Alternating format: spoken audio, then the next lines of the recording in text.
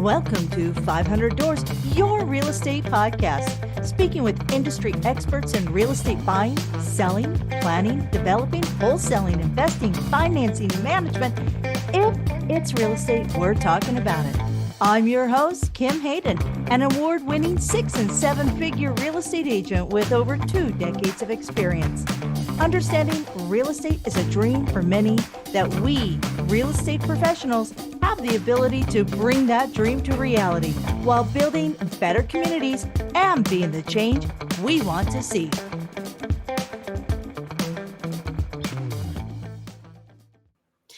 You know, they say that you attract like-minded people if you're authentic with yourself. And I'm excited today because Tony's in the house, and Tony Ray Baker. I love that. Sounds like a Southern name. Sounds like actually it should be a country song, but we're going to go into that later. This is very much, there's a lot of synchronicity here. There's this, I'm pretty excited about this. But first, Tony Ray, I would love for you to share with our audience who you are and what market do you serve? Tony Ray Baker, and people call me Tony Ray. We're Italian, actually. I was adopted early on, and Tony is from my grandfather Anthony, and the other grandfather is Raimundo. So I got Tony Ray and ended up sounding like a Southerner, just like you said. And I serve Tucson, Arizona as my primary market, but then of course we have suburbs like most others. So we have Oro Valley, Vail, Marana, Catalina, Sahuarita, Green Valley. So we have other suburbs around Tucson, Arizona. So a lot of Southern Arizona. And Arizona is not hot at all in August. No. It's perfect, folks. Perfect. No, there's a reason I don't do Arizona in the summer months, because this is far better clothed at my age than naked. Let me tell you, at 110 degrees, I'd be peeling off. So I admire you guys for sticking it out and making it happen. It's not a hero's journey here. We all have air conditioning. So every building and every car has great AC in Arizona, and Tucson's a cooler section of the state, so it's not as bad. And we're super dry, no humidity most of the time. Yeah. So, and it's really cool about the cities in Arizona. So if you're looking at Arizona and you're looking to move here, here's what's really fascinating. When we look, and I know those based on the numbers of Phoenix, but Tucson is the same. All major centers have followed the same pattern. Phoenix consumes less water with 5 million people than it did with 1 million people. Arizona has all sorts of really cool coatings and ratings for energy efficiency on the windows and stuff. You can get bonus points on your mortgages. You can do all these cool things. And Arizona's really a front leader in that, isn't it? Yeah, it is. And it has to be. I mean, we are attracting a lot of people because of the environment.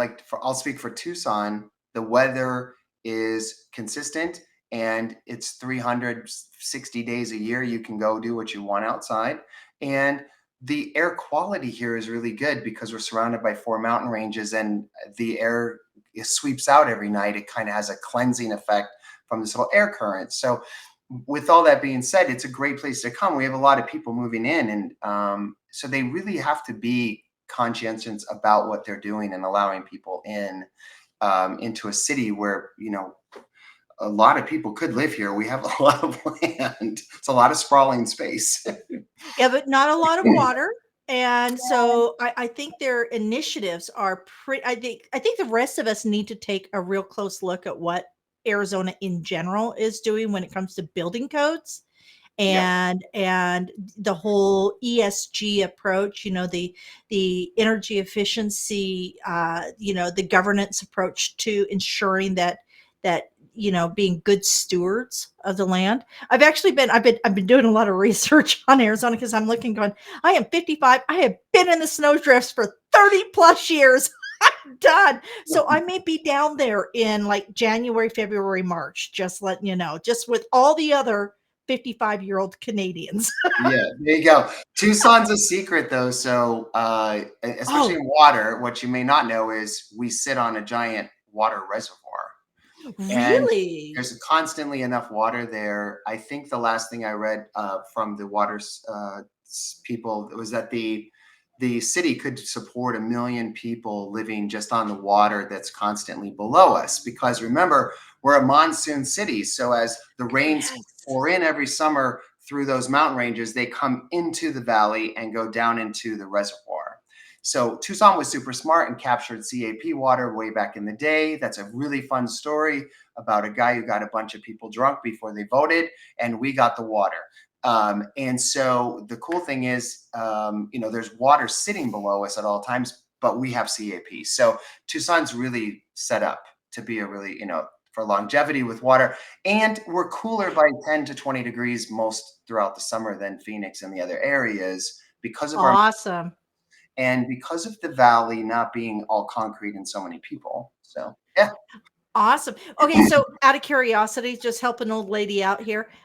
Average price to go down and get like a little 2-bedroom condo or a little 2-bedroom house. Like, what am Oh, I looking at? Let's look at condo, like a townhome condo.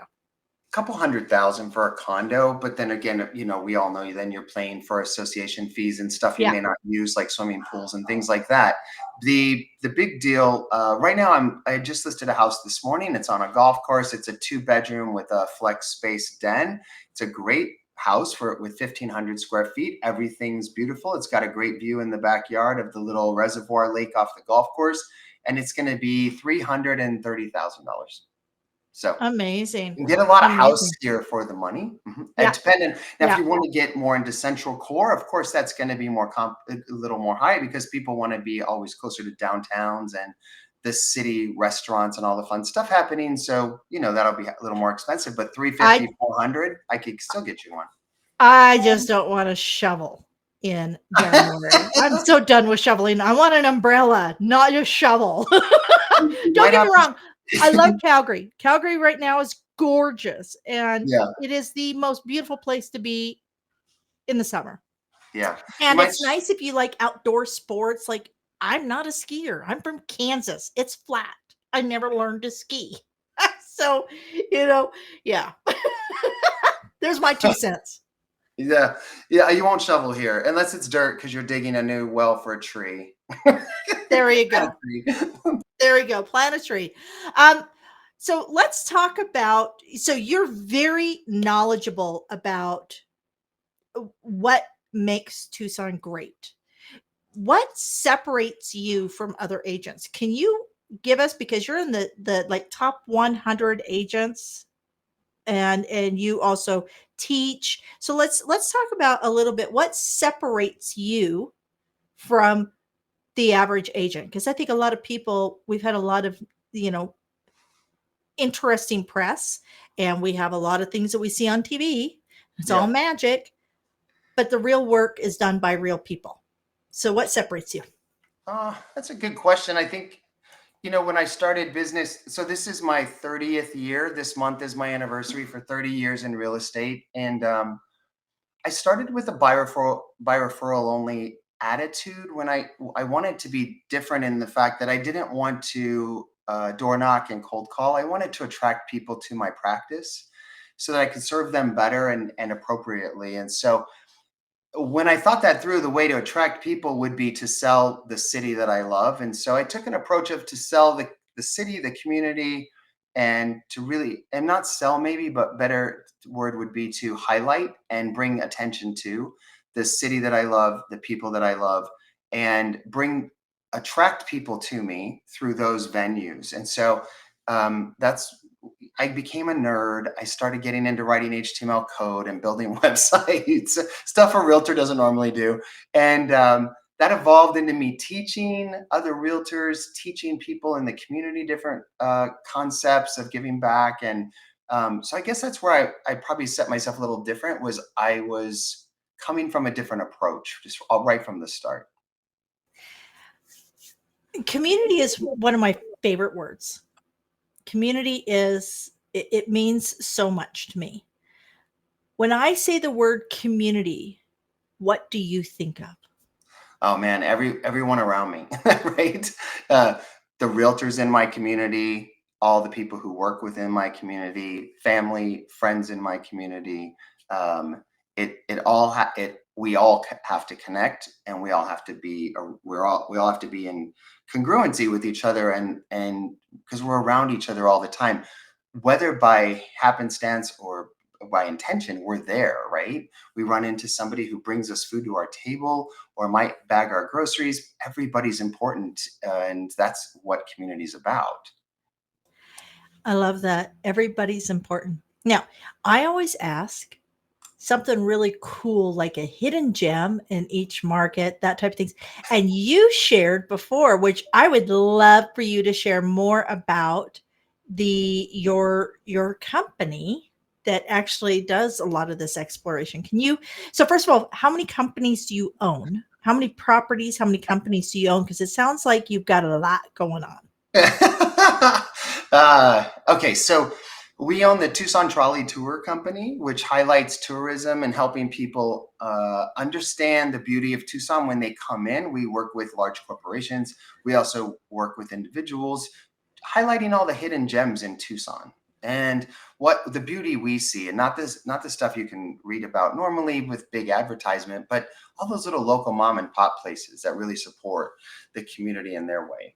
And then we also own a not-for-profit art gallery called the Tucson Gallery, and that project is about helping children and people from all economic levels be able to get art, and because it's inspiring and it does so much for people. And then we highlight local artists only, and we do all the work for them because they're right-minded people and they are creators, so they're not great usually at the business, so we created the business so they wouldn't have to do the work and keep them in their right mind. So and I wish somebody would keep me in my right mind. I might not have all these companies.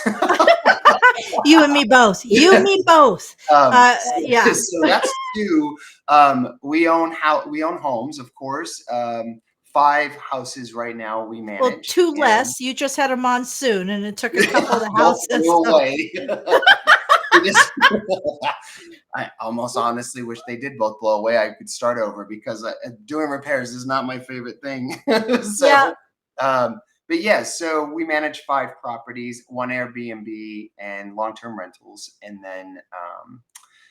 then I have other things, even more stuff than that. But it's those are really focused on community. The art gallery, the real estate, and then the trolley tour company are all focused Okay. on The community. trolley tour company. Yeah. Tell me, what is one thing when you show people that they go, "Oh, I had no idea." What's something that's down there that really has been around and is just a tried and true, and people go, "Oh, I had no clue that was there." Probably one of the things is the University of Arizona. It's an open campus, and most people don't recognize it as an open campus. And it's amazing what's on that campus. You can spend a day or two exploring the campus. There's the Arizona, the outline of the SS Arizona, the one that sank in the war. There's an actual outline, an amazing story about how the entire exact outline fit on the campus, and how it just fit within about a foot of the space available. So it was meant to be there. And then the bell from that ship is up in the tower above the lawn, and the memorial there for all the people who died that were from the university, the kids that were going to school that died in that war. And so that's just one piece. There's a beautiful photography center there. There's an amazing landscaping center there. You can go see and learn things, and museum and the theaters there. There's a lot on that campus to explore, and I don't think people know they can do that. And we get Oh. a lot of times when we take our groups there, they're just amazed at what they find in just that little campus. I mean, it's a big campus, but It's a big it's campus. a tiny Yeah. city right Well, inside a city. and So. does it have like a whole evening kind of environment? Because I know a lot of Southern US universities have an entire kind of almost like this ecosystem that Yes. literally morphs at night. It's like eateries Yes. and Yeah, main gate. The main gate is called, which is the the commercial section that leads into the university. That's pretty amazing with bars and restaurants and little shops and stuff like that. And that is really cool because it's on our streetcar loop. And the streetcar loop runs from the university through the Fourth Avenue shopping district, through the downtown shopping district, and then into the Mercado shopping district. So a tourist or somebody exploring could actually explore a lot of our city just if they rode the free streetcar. I just put this down on my things to do when I hit Arizona. My son just got a job offer in Arizona, so Mm. I think we're meant to come down your way. On your Um, things to do, it just should say, call Tony Ray, tell him you're Call Tony coming, Ray, and then I'll absolutely. I'll totally hook you up with anything you need to know about and what you want to do, because that's what we do every day of our lives. Amazing. Yeah. Um, what would you say to somebody who's cruising through YouTube and they're looking at Arizona and they're trying to decide where in Arizona to move to? What would you say to bring them over to Tucson to give you a call? What would I say to bring them to me? Yeah, well, no, bring them to Tucson. What would you say? How does Tucson It's shift people's it's lives, make a yeah, it's better life? different. Yeah, that Tucson's different. So you've got, you know, 600,000 probably living in the core of Tucson, and then with all the little suburbs, a million people. And it's up at about 2,600 elevation, and then the foothills are at like 3,000 feet. So they might even get frosted with snow once in a while, which melts in 10 minutes. But you get to see it once in a while. Every 5 years or so, we get to see frosted snow. But so there's this higher elevation, and because of the elevation, um, you get healthier environments. So a lot of doctors around the world literally send people to Tucson, Arizona because of the breathing, the better breathing. So people with Really? asthma and allergies a lot of times come to us for just health reasons. The other thing is the quality of life here is different than a lot of places. And I'll compare, for example, Phoenix, Arizona to Tucson. Phoenix is to me like Madrid is to Barcelona. Phoenix is a lot more go, go, go. Very, I would say that's, where people are focused on climbing the corporate ladder, and that's happening there. It's a big city, lots of cars, lots of people, and it's almost more keeping up with the Joneses in attitude, like a lot of big cities. But it's also lower in elevation, and it's hotter. By far, it's hotter. It could be Yeah. 110 degrees at night at 3 a.m., where Tucson's probably dropped 30 degrees each night in the summer. Um, Tucson is, so now that's the right place for a lot of times for an A-type personality, somebody who is in mode, right? A 30, 40 something maybe is, setting their career in pace, right? For Tucson's a little more laid back. It might frustrate the heck out of you. So it's a place to come if you're a creative, if you're somebody who is okay waiting for a day or two to get a worker to come out and do the job because you're waiting for the person who does it right. So that's more Tucson. It's a little laid back like Barcelona. So I tell people, look, try both cities, but get the vibe because the people are different in both cities. And Yep. not one's not better than the other. It's just what's right for you. I love it because of all the things that we just talked about. Amazing. And because you can be part of it. I see that. I hear that. I feel that from you, that being part of that. So with an 87% fail rate for real estate agents who come in that don't make it past 36 months, what would be your advice to real estate agents Oof. to make it 30 years? I had to make it 30 years. You have to, I think you have to come in with the mentality to treat it like a business and a career and give it that reverence. And I think that we missed that reverence when we had a lot of things showing real estate agents bad role modeling. And I'll talk like TV productions and stuff like that make it look simple and easy. It's like any other business you open, and you need to know how to open your own business. And I don't think we're teaching that. So Yeah. give reverence to it and know that it's not a side hustle, and you owe it to yourself and the people you serve to treat it as a career. And if you can't do that, don't get in. Get in there because you want to be in there for the next 30 years and have the best years of your life. It has I have literally, I don't work weekends. I don't work nights. I have not my whole career. I rarely ever have worked a Sunday. I take 6 vacations a year. We travel for a month every year to Europe. It affords you an amazing lifestyle and you can make a lot of money, but you have to treat it with reverence and that it is a business and not a side hustle. And Yeah. if that's your wheelhouse, then it might be absolutely the right place for you, because you have to learn everything in real estate. But the reality is as soon as you learn it all, you want to get the folks around you that can take care of the things that are not your highest and best use. And that's And just once you learn everything, they'll change it all on you anyway. yeah, yeah.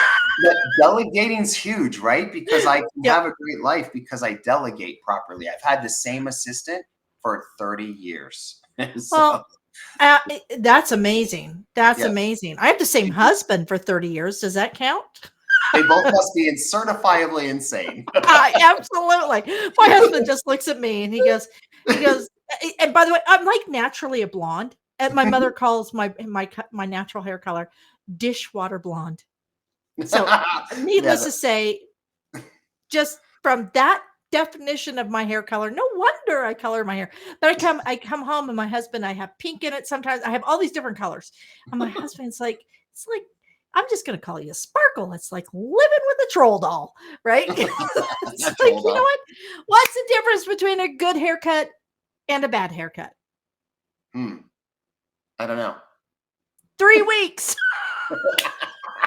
3 weeks. 3 weeks. There you go. There's your joke of the day. Dad joke right there. Totally complimentary. Real quickly, can you get I didn't sign up for this.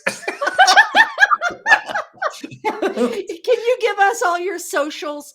And for the audio audience, can you kind of spell out your website so that way they can hear it? So if somebody's just listening to me cackle over here, they can hear your website. Yeah, of course. So one of my websites is seetucsonhomes.com, which is seetucsonhomes.com. Just like to see something visually, you're seeing Tucson homes when you come there. You see more of Tucson than you see homes, because that website's all about Tucson, Arizona, and the beauty of it. I saw that. I love that because my old real estate website was all about the events going on, all about those connectivity points. And everybody's like, "Why are you doing that?" Right? It's like, it's what I like. So I only want to work with people that like what I like. Yeah, exactly. Attract them in because you're showing them the city they belong in.